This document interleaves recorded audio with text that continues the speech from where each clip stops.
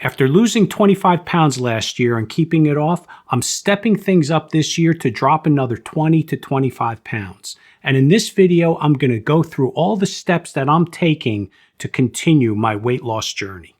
So to make this happen, I need to create a calorie deficit from where I'm at right now. I want to maintain the activity that I'm currently doing. And then at the same time, I need to tighten up some of the habits and behaviors that may be loosened up over the past few weeks.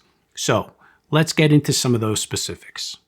First, it's important to know your goals. You need to know how much you want to lose and how long you're going to take to get there. So for me, I'm starting at 236 pounds, and my goal is to get down to about the 210 to 215 pound range.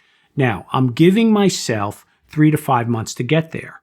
Now, I'm aiming for a weight loss of about a pound to a pound and a half per week, and that's very realistic for me. Anything more than that, and I feel like I'm just being too restrictive and that I'm going to derail my progress. Plus, by going slower, I feel that I'm able to maintain more muscle tissue and more of my weight loss comes from actual fat. And remember, weight loss is not linear. There's going to be ups and downs, and there's going to be plateaus. So make sure that you are buffering time for those fluctuations. Next is to track calories. To lose weight, I need to know how much I'm eating. Tracking for me is really important at the beginning because it makes me aware of what I'm eating and it keeps me accountable. And generally when I start, I create a calorie range that I aim for every day.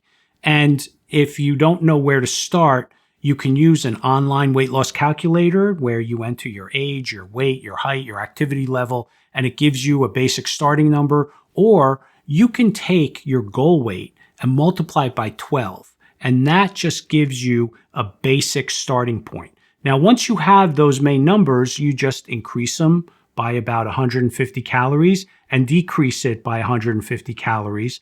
And that's your caloric range that you would shoot for every day when you're trying to lose weight.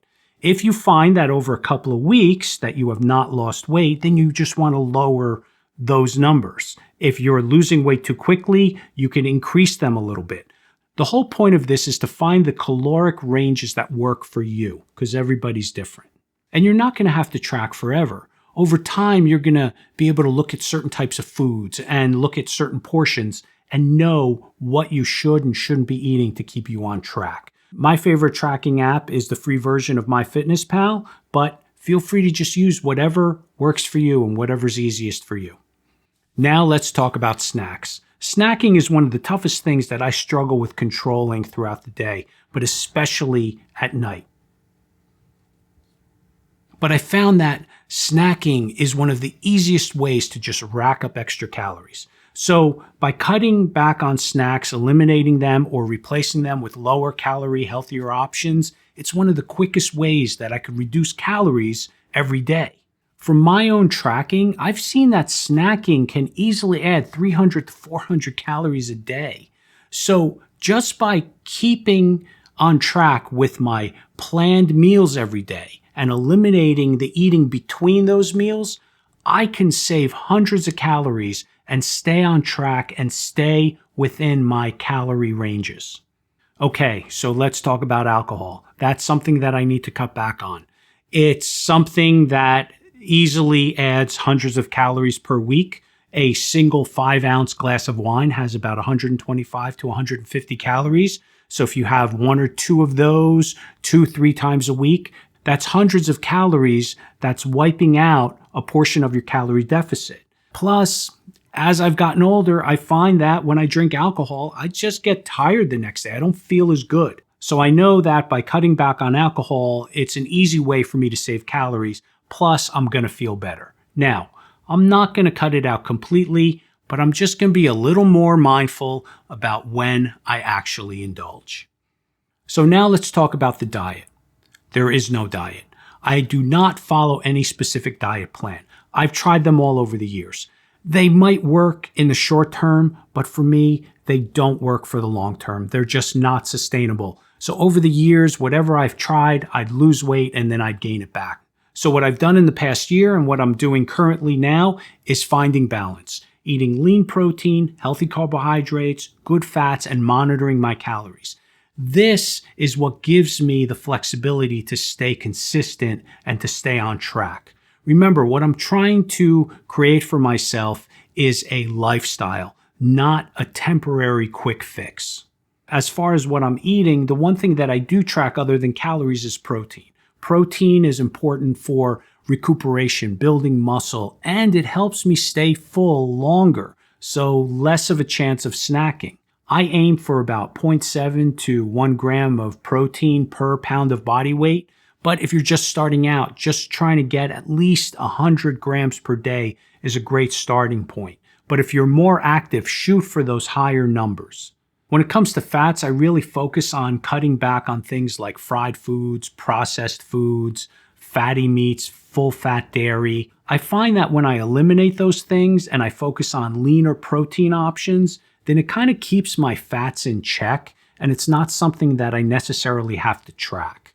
As for carbs, I'm cutting back on the sugary cereals, the refined snacks, the sodas, the candies, the desserts. Instead, I focus on pasta, rice, potatoes, bread, grains, fruit, vegetables, and low-fat dairy. That's what gives me the best sources of energy for my workouts. Next, let's talk about hunger.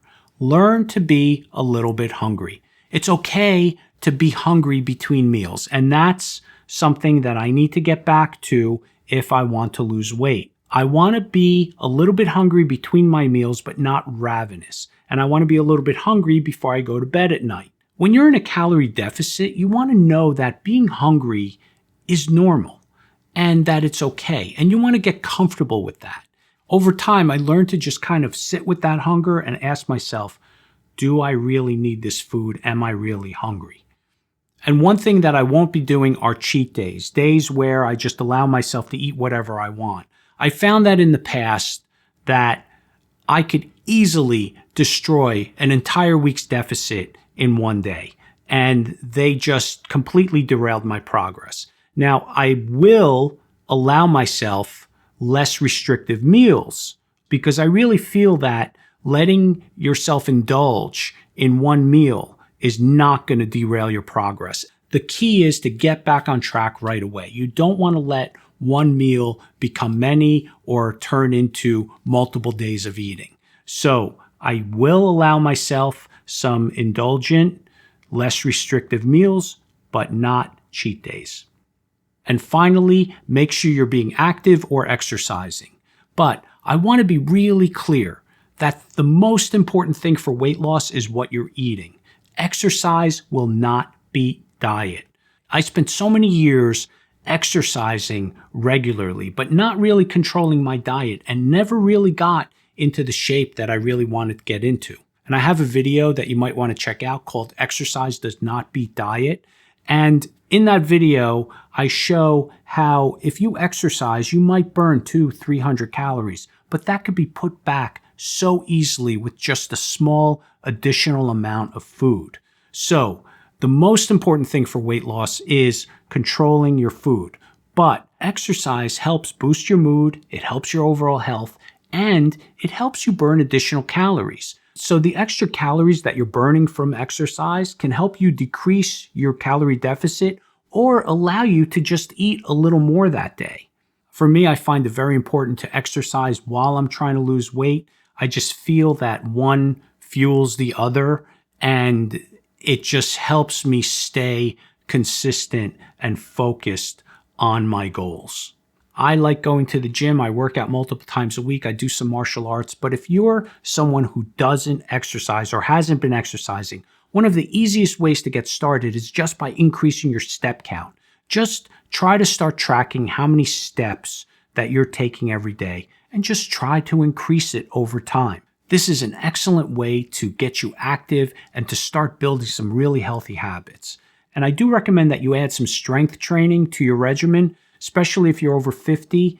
It's going to help you preserve your muscle, it keeps your metabolism up, and it helps you stay strong while you're losing weight. So these are the steps that I'm going to be taking over the next few months to lose weight. Stay tuned for future videos where I'm going to give you some updates on how I'm doing with my progress. Also, if you want a quick way to start, check out my video called Start Losing Weight, 4 Simple Tips. If you like what I had to say in this video, click the like button, subscribe, stay active, and I'll see you in the next video.